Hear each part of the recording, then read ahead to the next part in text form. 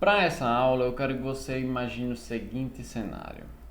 Eu quero que você imagine que você está lá tendo um dia ruim de verdade.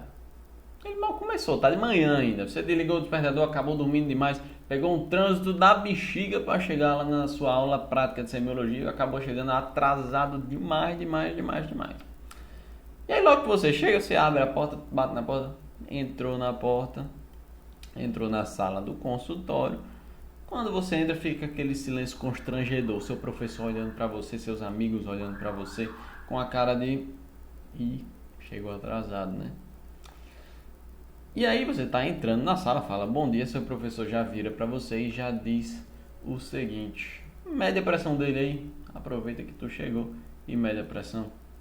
Você fica um pouquinho nervoso, né? Mas você lembra que viu uma aula prática massa lá com o Gabriel de aferição de pressão. E aí você já, beleza, tô tranquilo, bora lá. Você pega o esfíngmo, pede licença pro paciente e mede a pressão dele. Fala pro professor, professor, deu 16/10. Ele balança a cabeça e aí pergunta pra você. Então, sabendo disso aí, ele é hipertenso? E aí você já fica, opa, peraí, será que é uma pegadinha? Você fica sem saber o que falar e você olha para os seus colegas, eles estão olhando para você assim. Mas como é que eles sabem disso? Eles sabem disso porque antes de você chegar, seu professor já tinha discutido essa imagem daí com eles. Olha essa imagem é incrível. Por quê? Essa imagem ela vai resumir todo o diagnóstico da hipertensão arterial. E aí tem 3 cenários que a gente precisa prestar atenção aqui. Risco cardiovascular alto, baixo, médio, tem aí escrito, né? MAPA, MRPA. Pronto, são 3 coisas que você bate o olho aí e você já fica, peraí, o que é isso? Calma, vamos por partes. Risco cardiovascular, MAPA e MRPA. Começando pelo risco cardiovascular. Como é que a gente vai medir se o risco cardiovascular do paciente é alto, baixo, médio? Como é que a gente vai fazer? Tem uma ferramenta, tem um site, inclusive, eu recomendo demais você salve esse site, pelo amor de Deus. Que é um site criado pelo American College of Cardiology. Que ele usa algumas ferramentas, alguns fatores clínicos, pessoais e laboratoriais para estimar o risco cardiovascular do paciente. Então, se você parar para analisar aqui, deixa eu só botar o apontador. Se você parar para analisar aqui, a gente considera a pressão arterial, se o colesterol total, se é diabético, se é hipertenso, se está em tratamento, né, de hipertensão, se é fumante ou já fumou, idade, sexo, várias informações que ele usa para estimar aqui o risco cardiovascular, o risco de desenvolver alguma complicação cardiológica, então um infarto, algum AVC, por exemplo, também ele vai avaliar nessa escala do ASCVD. Então, risco cardiovascular, show. Se a gente voltar para a imagem, você pode perceber aqui que ele fala de risco cardiovascular baixo ou médio e risco cardiovascular alto. Então, se ele tem uma pressão maior ou igual a 14/9 com risco cardiovascular alto, show, já fechou o diagnóstico de hipertensão. Mas se ele tem um risco cardiovascular baixo ou médio, ou seja, não é alto, e tem uma pressão aumentada, a gente precisa investigar um pouco mais. E como a gente vai investigar? A gente vai investigar com o MAPA e com o MRPA. Show! Então vamos investigar direitinho isso daí. MAPA, MRPA. Qual a diferença disso daí? Qual a diferença entre um e o outro? Vamos começar pelo MAPA. O MAPA nada mais é do que a monitorização ambulatorial de pressão arterial. Beleza. Ambulatorial entre aspas, né? Por quê? É um aparelho que o paciente vai usar por 24 horas. Durante essas 24 horas, a gente vai perceber que o aparelho vai fazer medições regulares. Então, a cada 15 minutos, 20 minutos, ele faz essas medições. E aí isso é uma vantagem. A gente tem uma noção de como está variando a pressão do paciente ao longo do dia, inclusive durante a noite. Então o MAPA é uma ferramenta incrível para a gente aí no diagnóstico da hipertensão.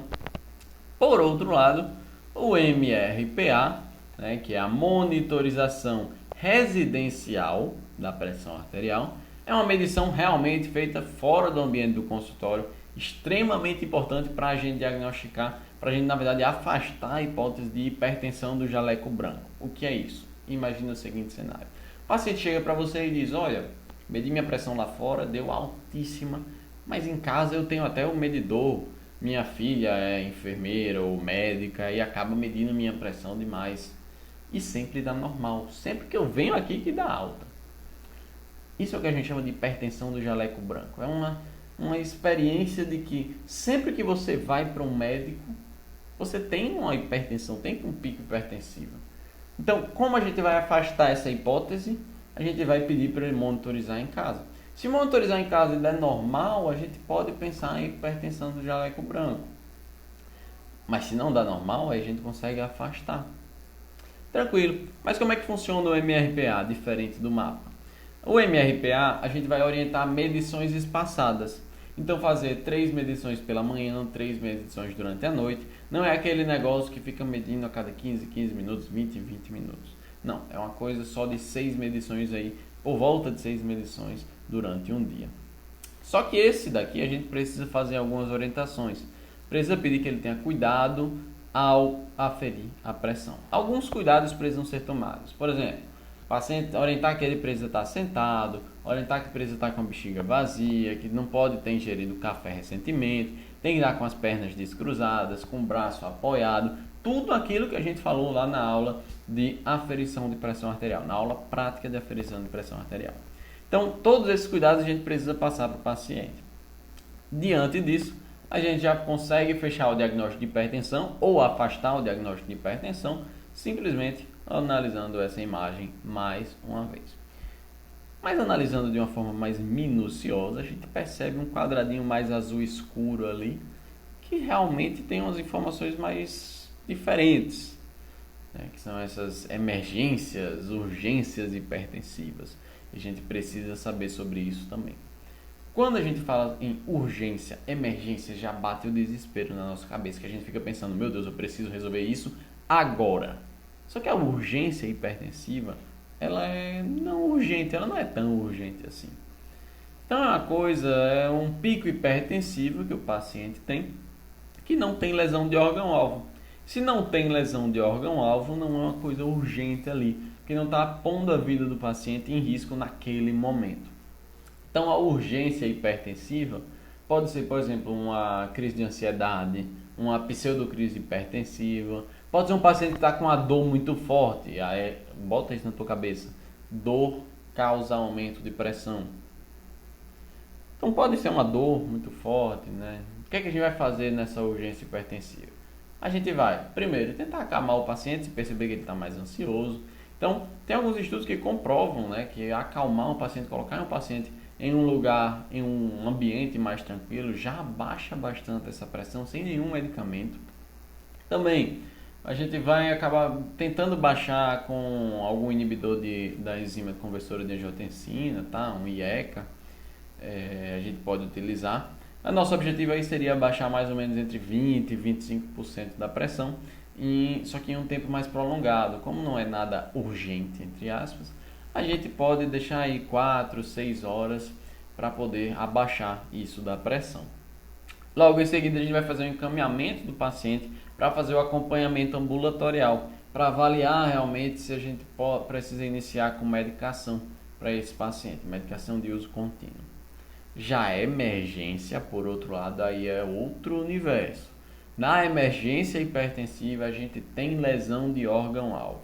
E se tem lesão de órgão-alvo, eu estou te avisando aqui, lesão de órgão-alvo pode colocar a vida do paciente em risco. A gente precisa resolver isso e resolver rápido. Quer exemplo de emergência hipertensiva? A gente tem dissecção de aorta, uma dor extremamente forte. Vocês viram isso na aula de dor torácica. A gente fala sobre dissecção de aorta. Infarto agudo do miocárdio, edema agudo de pulmão. Outros exemplos também.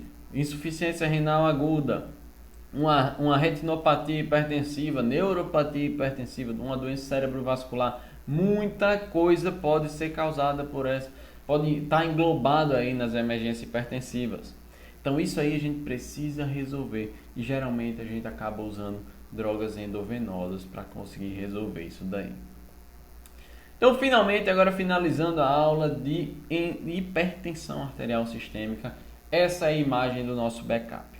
Se você consegue entender essa imagem, se você aprende essa imagem, todo o protocolo para fechar o diagnóstico, aí você pode responder até aquela sua tia que chega para você dizendo que mediu a pressão e deu alta. Ela pergunta, eu tenho hipertensão? Você não sabe responder? Agora você sabe, porque a gente acabou de ver isso. Segue esse protocolo, espero que tenha gostado da aula e a gente se vê na próxima.